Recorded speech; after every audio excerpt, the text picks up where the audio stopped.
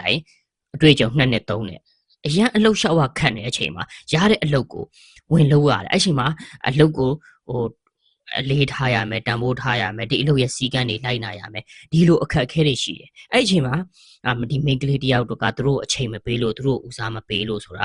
ာသူတို့အတွက်အချိန်ပေးရမယ်ဟုတ်ပါနော်ပတ်စံအထက်သူတို့ဦးစားပေးရမယ်အလုတ်တက်သူတို့ဦးစားပေးရမယ်တမိသားဘွားတွေမှာသူတို့ဇက်လုတ်ခဲ့ကြတယ်အဲ့လိုဇက်လုတ်ခဲ့ကြမှာအဲ့မှာအလုတ်ကိုအလေးနဲ့မထားတဲ့လူကနောက်အသက်ကြီးလာတဲ့အချိန်မှာဒီအလုတ်မှာနေရာကောင်းရပါတော့မလားအဲ့ချိန်မှာနောက်အလုတ်ကိုဝင်ရောသူ့အတွက်က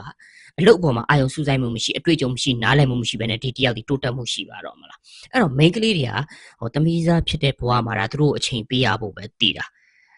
ာတမိသားဖြစ်ပြီးကြာလာတဲ့အနှစ်ရမှာသူတို့ဒီပတ်စံမရှိလို့သူတို့သုံးချင်တာမသုံးလို့သူတို့လိုချင်တာမဝယ်ပေးနိုင်လို့သူတို့လိုချင်တာမရလို့ဆိုတဲ့ပြဿနာနောက်မှာလာတာအဲ့တော့သူတို့ကဖြစ်နေတဲ့ပုံစံကအရာအလုံး perfect သိတယ်မလားအရာအလုံး perfect အရာအလုံးပြီးပြည့်စုံနေတဲ့လူမျိုးကိုသူတို့က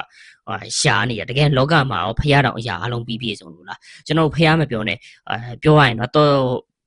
အခြေခံအကြောင်းဆုံးဖြစ်နေတယ်လက်ရှိကိုယ့်ရဲ့ပုံစံနဲ့ကိုယ့်ရဲ့ကုသိုလ်အကုသိုလ်အကြောင်းတရားနဲ့ပတ်သက်ပြီးတော့ပြောရင်တောတာပန်လိုပုံကိုမျိုးတောင်ရှားဖို့မလွယ်ဘူးပြောချင်တယ်အဲ့တော့ကျွန်တော်တို့ကဟုတ်ပြီ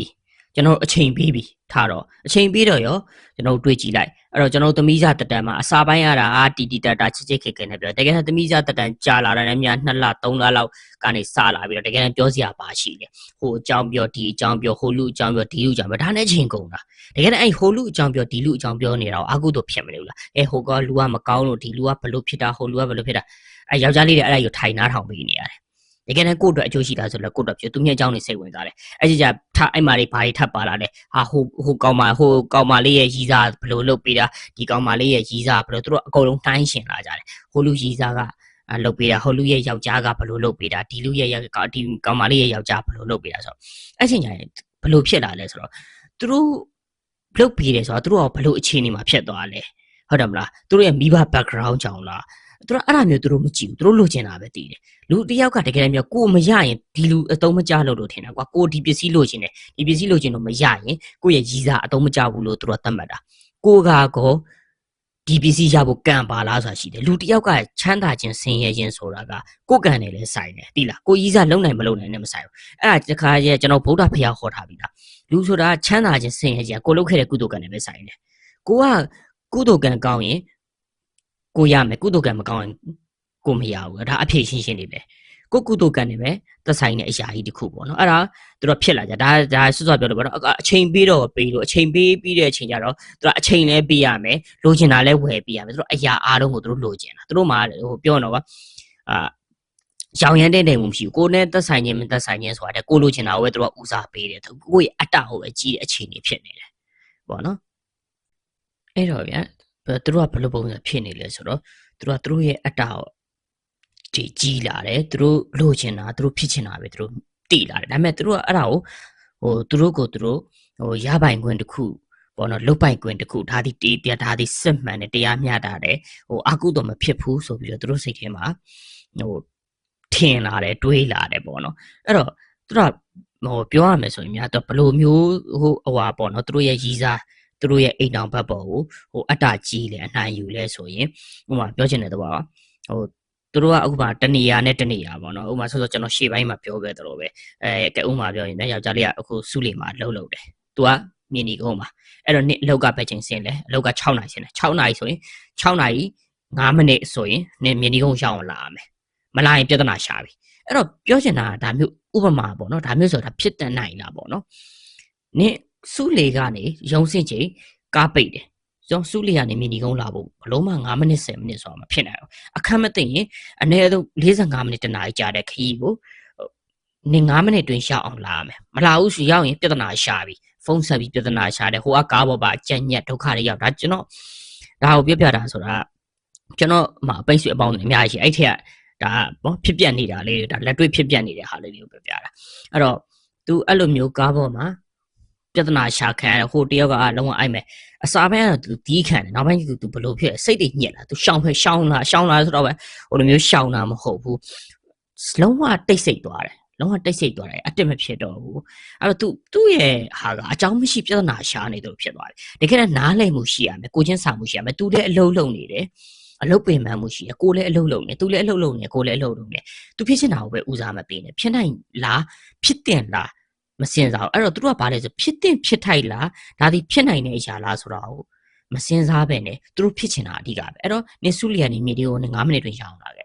မရောက်လာရင်နင်းနဲ့ငါတို့တွေ့မယ်ညနေနေဘလို့နီးနဲ့လာနင်း9မိနစ်တွင်နင်းကငါရောက်စေချင်တယ်ဘာကြောင့်ညင်းမှမရှိဘူးဥပမာရန်ဖြစ်ထားလို့စိတ်ဆိုးလို့ပြောတာလားဆိုတော့မဟုတ်ဘူးသူကမဆောက်ညင်လို့တဲ့အ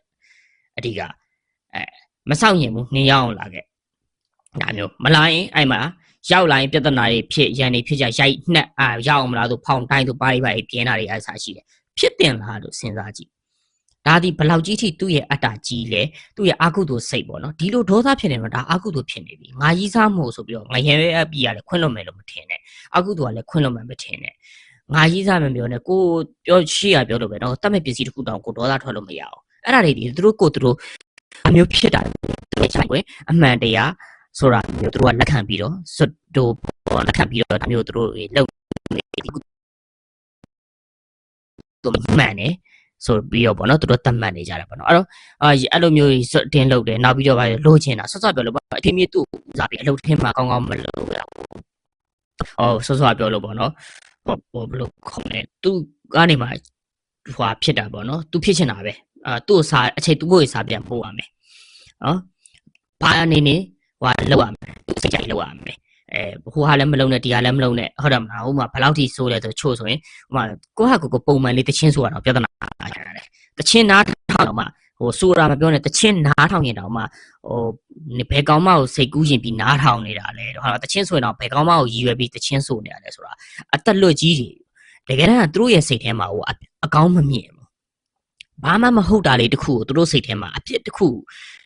လူတယောက်ကိုဘယ်လိုပြဿနာရှာမလဲဆိုတော့စိတ်ကဖြစ်တယ်တကယ်တော့တချင်းဆိုတာဖြစ်တယ်တချင်းဆိုလူတယောက်ကသူလည်းတချင်းဆိုတာပဲဟုတ်တယ်မလားကျွန်တော်တို့ပြောချင်တာကဘယ်သူနေနေတခါသူတို့စိတ်ကူပါသူတို့ကြိုက်တဲ့တချင်းတွေစိုးမိမယ်သူတို့ကြိုက်တဲ့တချင်းတွေနားထောင်မယ်အဲ့တော့သူတို့နားထောင်ရင်မိန်းကလေးတွေကသူတို့နားထောင်ရင်ကောင်းတယ်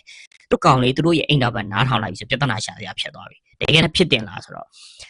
သူရောဘယ်လိုစိတ်နဲ့တချင်းနားထောင်တာလဲပြောချင်တဲ့သဘောအဲ့တော့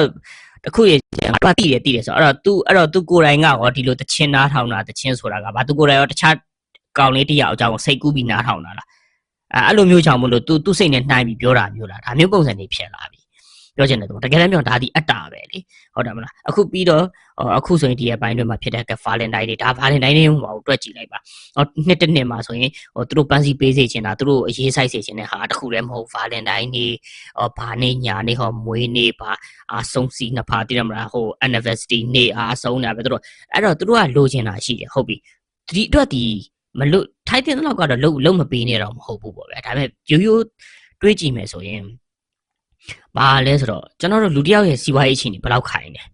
အနည်းဆုံးတော့အခုလိုမျိုးပေးလိုက်တဲ့ဒီပန်းစည်းပေါ့နော်ဒီပန်းစည်းကိုကပေးလိုက်တယ်ဟုတ်ပြီဒီပန်းစည်းပေးလိုက်တော့ဒီပန်းစည်းကရောဟိုမှာအခုတန်မှန်ဘဝတွေကြည့်လိုက်တန်မှန်ဘဝတွေမှာဆိုရင်လူတယောက်ရဲ့ဝင်ငွေဘယ်လောက်မှမရှိဘူးဒါတွေဒီပြောရင်ကွာဟိုတခြားလုပ်ငန်းရှင်တွေကစီးပွားရေးလှုပ်ရှားနေကိုကအလကားနေကွာကိုအတွက်အကျိုးမရှိဘူးကိုရဲ့ကျန်းမာရေးကိုရဲ့စာဝတ်နေရေးတော့မတုံးမချပဲနဲ့သူမျိုးပတ်စံကြီးသွားပေးတယ်ပြီးတော့သူတို့အဲ့ပန်းစည်းရတယ်အဲ့ပန်းစည်းဒီဘာဖြစ်သွားလဲနှုတ်ပြတယ်အဲ့တော့ဒီလူဒီသူ့ရဲ့တိုးတက်ကြောင်းတော့ဘာမှလည်းလုပ်လို့မရဘူးသူ့ရဲ့ကျန်းမာရေးသူ့ရဲ့ဝမ်းစာရေးဘာတစ်ခုမှအတုံးချလို့မရပဲနဲ့ဒီပတ်စံကိုဟို2သိန်း3သိန်းကိုသူမျိုးအလကားသွားပေးလိုက်ရတယ်သူတို့ကဒါကိုကြွားချင်တာပဲကြွားပြီးသွားပြီဒီပန်းစည်းဒီနှုတ်ပြဖို့ပဲရှိတယ်တကယ်တော့ကိုဘဝတွေအဲ့အတူတူကိုအတွက်အကျိုးရှိတာတခုခုလုပ်လို့မရဘူး။ဥပမာအစားကောင်းစားလိုက်မယ်။အတူတနေ့ရက်မှာအချိန်ပြပြီးကောင်းကောင်းလေးစားလိုက်မယ်။နောက်ကိုရဲ့ဘဝရှိအတွက်ပတ်စံစုမယ်။အဓိကဘာလဲကျွန်တော်ဒီပန်းစည်းပြီးသွားမှာမဟုတ်ဘူးလောကကြီးက။ဘဝရဲ့ဒီရှေ့ဆက်သွားမယ်ရှိတယ်။အဲ့တော့မြန်မာနိုင်ငံမှာယောက်ျားလေးတွေတော်တော်များများဒီဒါဟိုမယုံရင်လည်းကြည့်ကြည့်လိုက်။မယုံရင်ကြည့်ကြည့်လိုက်။ယောက်ျားလေးတော်များများဒီရှုပ်ကိုဘဝတလန်အတွက်အရင်မှအဲ့လိုမျိုးပေါ့နော်တခြားကိစ္စတွေမှာအချိန်ကြီးဖြုတ်နေဒါပေမဲ့နောက်တစ်ချိန်ကျဘာဖြစ်သွားလဲနင်းဒီငါဘဝကိုအာမခံကြမပေးငါဘဝကိုပြေဆုံးမထားနိုင်လေဆိုပြီးထားခဲ့ခံရတာဘာဖြစ်လဲတကယ်ပြေဆုံးထားဖို့စူးစမ်းဖို့အချိန်စုဆောင်ဖို့အချိန်ပေးလားဆိုတော့မပေးဘူးအဲ့တော့သူတို့ကအရာအားလုံးကိုသူတို့စိတ်တိုင်းကြလုပ်မယ်မလုပ်ပေးနိုင်ရင်အပြင်းမြင်တယ်တကယ်တမ်းကိုယ့်ရဲ့ကုသိုလ်ကံအကုသိုလ်ကံကိုသူတို့မစင်စားဘူးအခုကိုယ့်ရဲ့အတိတ်ဘဝအကုသိုလ်များနေဘယ်လိုပဲနေချမ်းသာလာမှာမဟုတ်ဘူးကိုဘဝကုသိုလ်ရှိမှချမ်းသာလာမှာအဲ့တော့ဒီလူနဲ့တွေ့ပြီးတော့ချမ်းသာဖို့ဆိုတာလေဟိုစောစောပြောလို့ပေါ့နော်ဖူးစာပါလို့တွေ့တာဖူးစာမှာပါပဲနဲ့မတွေ့ဘူးဟုတ်တယ်မလားအဲ့တော့ကိုနောက်လူရွေတော့နောက်လူနေချမ်းသာမှာလား ကိုမှဆင်းရဲဖို့ကံပါလိုက်ဘသူ့ကိုရွေဆင်းရဲမှာပဲကိုဒီ1000ပဲရဖို့ကံပါလိုက်1000ပဲရမယ်1000ပဲရဖို့ကံပါလိုက်1000ပဲရမယ်ကိုဘဝလုပ်ခဲ့တဲ့ကုသိုလ်အကုသိုလ်နဲ့ပဲဆိုင်တယ်အဲ့ဒါဒီကိုရဲ့အိမ်အောင်ပန်းနဲ့မဆိုင်ဘူးเนาะကိုရဲ့ relationship နဲ့မဆိုင်ဘူးကိုရဲ့ partner နဲ့မဆိုင်ဘူးเนาะအဲ့ဒါကိုသူတို့ကဘာဖြစ်လဲဖြစ်လာရင်ကိုငါလှူခဲ့တန်းခဲ့တာနဲလို့ဆိုရတယ်နှင်းဆောက်သုံးမကြလို့ဆိုပြီးတော့သူမြောက်ကိုပြောကြတာများတယ်